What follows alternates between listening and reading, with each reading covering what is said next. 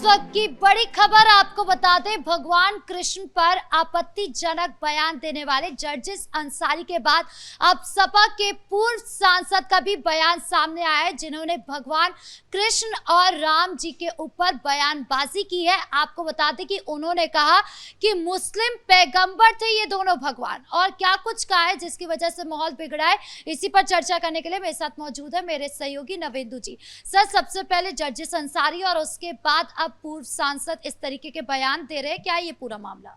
देखिए, ST Hasan Samajwadi party के senior leader, पूर्व सांसद, मुलायम परिवार के बेहद करीबी और अखिलेश यादव के खासम खास एसटी हसन ने बेहद शर्मनाक, घटिया और निचली स्तर की बयानबाजी की है और करोड़ों अरबों हिंदुओं को सीधे तौर पर लज्जित कर दिया है।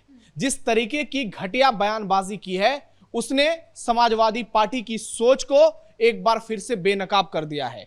एसटी हसन ने मर्यादा की सारी रेखाओं को तार तार करते हुए भगवान श्री राम और भगवान श्री कृष्ण, जो करोड़ों हिंदुओं के आराध्य हैं, उनकी तुलना पैगंबर से कर दी और कहा कि 1,24,000 पैगंबर में से एक भगवान श्री राम और भगवान श्री कृष्ण हैं। इस बयान ने पूरे देश में बवाल मचा दिया है और हिंदू समाज बेहद आक्रोशित नजर आ रहा है। और सीधे तौर पर हम सवाल पूछना चाहते हैं, क्या हमारे देश में ऐसे मौलानाओं की औकात है, किसी और नेता की हैसियत है कि हिंदुओं के भगवान के अलावा वो दूसरे धर्म पर इस कदर टिप्पणी कर दें, इस तरह से सवाल उठा लें, चाहे वो इस्लाम हो, चाहे वो क्रिश्चियनिटी हो, बौद्ध हो, सिख हो, जैन हो, पारसी हो, कभी किसी धर्म के बारे में बयानबाजी नहीं होती है और ये होनी भी नहीं चाहिए। लेकिन सिर्फ सनातन के खिलाफ, हिंदुओं के खिलाफ, भगवान श्री राम के खिलाफ, अभी आपने देखा होगा ये 2 कौड़ी का कुणाल कामरा कॉकरोच के प्रदर्शन में जाकर किस तरीके से घटिया टिप्पणी कर रहा था भगवान श्री राम के नाम को लेकर। और आप देखिए, ये हमारे देश का दुर्भाग्य है कि इस तरह से बयानबाजी करने के बावजूद भी ये लोग खुलेआम घूम रहे हैं। वरना नुपुर शर्मा का उदाहरण आपके सामने है, किस तरह से उनकी एक टिप्पणी, जिसका बड़ा कारण तस्लीम रहमानी का बयान था, जिस पर नुपुर शर्मा ने पलटवार किया था, उस मामले में स्थिति ऐसी हो गई कि नुपुर शर्मा आज भी घर से बाहर निकलती हैं तो सुरक्षा घेरा चारों तरफ से उनको घेरे रहता है। हर वक्त उन पर हमले का डर होता है, क्योंकि उस वक्त माहौल ऐसा हो गया था कि पूरे देश में, पूरे विश्व में सिर्फ एक ही नारे सुनाई दे रहे थे, गुस्ताखे रसूल की एक ही सजा, सिर तन से जुदा। लेकिन जब हिंदू देवी देवताओं पर टिप्पणी की बारी आती है, तब देखिए सारे नेताओं को सांप सूंघ जाता है। उसके खिलाफ कोई भी नेता सामने खड़ा नहीं आता है। अखिलेश यादव हो, राहुल गांधी हो, उद्धव ठाकरे हो, ममता बनर्जी हो, तेजस्वी यादव हो, स्टालिन परिवार हो, ये लोग कभी भी हिंदुओं के सम्मान के लिए आगे नहीं आते हैं। इस नेता की इतनी औकात हो गई कि ये भगवान श्री राम की तुलना पैगंबर से कर दे, जिनका इतिहास 1400-1500 सालों का रहा हो, और एक तरफ हिंदू समाज है। किसी का भी अपमान नहीं होना चाहिए, चाहे वो भगवान श्री राम हो, भगवान श्री कृष्ण हो, भगवान शंकर हो, या फिर पैगंबर मोहम्मद साहब हो। सर, इससे पहले भी जर्जिस अंसारी ने खुले मंच से कहा था कि भगवान कृष्ण 5 वक्त के नमाजी थे। देखिए, कितनी बेशर्मी की बात है कि ये लोग भारत में रहते हैं, भारत का खाते हैं, हिंदुओं के बीच में अपनी जिंदगी गुजारते हैं, लेकिन उसके बावजूद इस तरह से जहर उगलते हैं। क्या कभी कोई हिंदू इस तरह से बयानबाजी कर सकता है? अगर वो करता है तो वो बहुत गलत है। हम उसकी कड़ी शब्दों में निंदा करते हैं, क्योंकि धर्म के आधार पर इस तरीके से बिना कारण टिप्पणी करना कहीं से भी सही नहीं है। अगर राम भक्त, कृष्ण भक्त, पैगंबर साहब पर टिप्पणी नहीं करते हैं तो ऐसे लोगों को भी इस बात का ध्यान रखना चाहिए। हमारे देश में भी बहुत सारे ऐसे मुसलमान हैं जो कभी भी भगवान श्री राम पर, भगवान श्री कृष्ण पर ऐसी घटिया टिप्पणी नहीं करते हैं। लेकिन कुछ ऐसे नेता हैं जो राजनीति से प्रेरित हैं, तुष्टीकरण की राजनीति करते हैं, कुछ बड़े नेताओं के तलवे चाटने के लिए, उनकी जी हजूरी करने के लिए और उनकी नजरों में बने रहने के लिए ऐसी बयानबाजी करते हैं, ताकि किसी तरह अखिलेश जी का फोकस हम पर बना रहे, किसी तरह तेजस्वी जी का फोकस हम पर बना रहे, राहुल गांधी की नजरों में मैं रहूं। लेकिन सवाल देश की जनता पूछ रही है, इतनी घटिया बयानबाजी करने की हिम्मत आती कहां से है?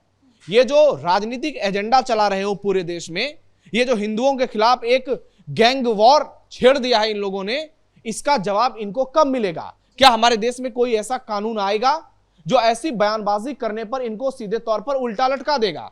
योगी आदित्यनाथ के दौर में आज उत्तर प्रदेश की स्थिति जरूर बदली है, लेकिन आप देखिए आज भी ऐसे लोग घटिया बयानबाजी करने से पहले एक बार भी नहीं सोच रहे हैं। जब पूरे देश में राम मंदिर की गूंज सुनाई दे रही है और सीएम योगी खुले मन से कहते हो कि अब बारी मथुरा और काशी की है, यानी भगवान श्री कृष्ण की जन्मभूमि की है, भगवान शिव की नगरी की है, ज्ञानवापी की है, और ऐसे सेंसिटिव वक्त में जब सुप्रीम कोर्ट के हवाले मामले को कर दिया गया है काशी में भी, और मथुरा को लेकर अभी कार सेवा का भी ऐलान हुआ है, इस बीच में ऐसी टिप्पणी, चाहे एसटी हसन हो, ये जर्जिस अंसारी हो, ये कहीं से भी क्षमा योग्य नहीं है। इस पर ठोस से ठोस एक्शन होना चाहिए और इन दोनों की भयंकर कुटाई भी होनी चाहिए ताकि आगे चलकर ये कभी भी हिंदुओं का और सनातन धर्म का अपमान इस तरह से ना करें। जर्जिस अंसारी ने इससे पहले भी जब बयान दिए थे तब भी एफआईआर हुई थी, और अभी भी जब वो इस तरीके के बयान दे रहे हैं तब भी एफआईआर हुई। क्या अभी सपा नेता ने जिस तरीके के बयान दिए उन पर भी एफआईआर होगी? देखिए, एफआईआर तो होनी ही चाहिए, गिरफ्तारी होनी चाहिए, ऐसे लोगों को जेल में डालना चाहिए और इनकी जबरदस्त कुटाई भी होनी चाहिए कि आगे चलकर कभी भी हिंदू ही नहीं किसी भी धर्म को लेकर बयानबाजी ना करें, क्योंकि हमारा देश एक लोकतांत्रिक देश है और जितनी स्वतंत्रता यहाँ के लोगों को है, चाहे वो मुसलमान हो, ईसाई हो, पारसी हो, जैन, सिख, बौद्ध कोई भी हो, हिंदुओं के अलावा सबको बराबर अधिकार मिला है। और आज एक ऐसी सरकार देश में है जो कि हर धर्म को खुली छूट देती है कि आप अपने तमाम पर्व त्योहार को बहुत ही हर्षोल्लास के साथ मनाइए, आपके साथ हम कोई भी जाति नहीं करेंगे। क्योंकि एक दौर हुआ करता था भारत में जब तुष्टीकरण की राजनीति इस तरह से हावी थी कि हिंदुओं को अपने पर्व त्योहार मनाने से पहले हजारों बार सोचने पड़ते थे। हिंदुओं को यह ख्याल रखना पड़ता था कि मैं अगर घर से बाहर निकलकर अपने पर्व त्योहार को मनाऊंगा, रामनवमी हो, दीपावली हो, दुर्गा पूजा हो, तो हमारी जान खतरे में आ सकती है। लेकिन उस दौर की कहानी आज इस दौर से बिल्कुल उलट हो गई है। आज नया भारत आगे बढ़ रहा है जहां हिंदुओं का सम्मान हो रहा है। योगी आदित्यनाथ, हिमंता विश्व शर्मा, देवेंद्र फडणवीस जैसे नेता उभर रहे हैं, इनसे ऊपर नरेंद्र मोदी, अमित शाह की जोड़ी है। लेकिन सवाल फिर वही है कि आखिरकार इतनी मजबूत सरकार है, इनको इतनी आजादी मिली हुई है देश में, इनको तमाम सरकारी योजनाओं का भी लाभ दिया जाता है, कहीं कोई भेदभाव नहीं होता है, चाहे राष्ट्रीय स्तर की बात की जाए या फिर प्रदेश स्तर पर, हर जगह तमाम सुख सुविधाएं मिलने के बाद आप इस तरह से अगर हिंदुओं के खिलाफ जहर उगलते हैं तो यह स्वीकार ही नहीं होगा। क्योंकि देश बदल रहा है, हिंदू समाज जागरूक हो रहा है और आज देखिए पूरे देश में हर तरफ सिर्फ और सिर्फ रामलला की चर्चा होती है, महाकुंभ की चर्चा होती है, काशी की बात की जाए, सरयू तट की बात की जाए, सब जगह दीपावली और देव दीपावली की भव्य तैयारियां होती है और वो दृश्य नजर आती है जो पहले कभी देखने को नहीं मिला। संभल में 75 साल लग गए राम भक्तों को एक शोभा यात्रा निकालने में।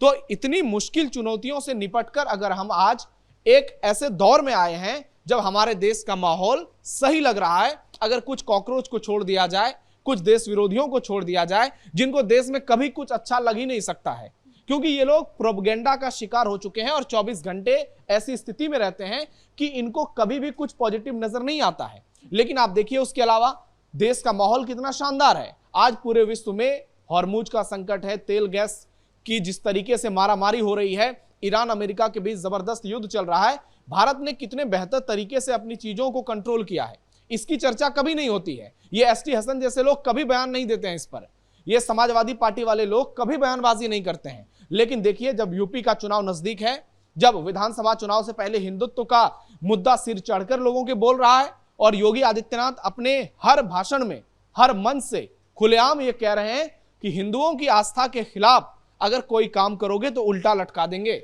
आज वो दौर चला गया जब यूपी में उत्पात मचाते थे, आज करोगे कोई भी कांड तो अगले चौराहे पर यमराज तुम्हारी प्रतीक्षा कर रहा है। सर, इससे पहले भी कई मौलानों ने इस तरीके के बयान दिए, लेकिन क्या इन लोगों को और भी सख्त एक्शन के खिलाफ करने की जरूरत है? क्योंकि अभी भी देख रहे हैं कि लगातार बयानबाजी तो आती रहती है, हालांकि एक्शन हो रहे हैं लेकिन और सख्त होने चाहिए। देखिए इंडोनेशिया, मलेशिया, ये दुनिया के ऐसे देश हैं जहां सबसे ज्यादा मुसलमान हैं, लेकिन आपको कभी वहां से ऐसी खबरें मिलती हैं कि वहां इस तरह से हिंदुओं पर टिप्पणियां की जाती हैं?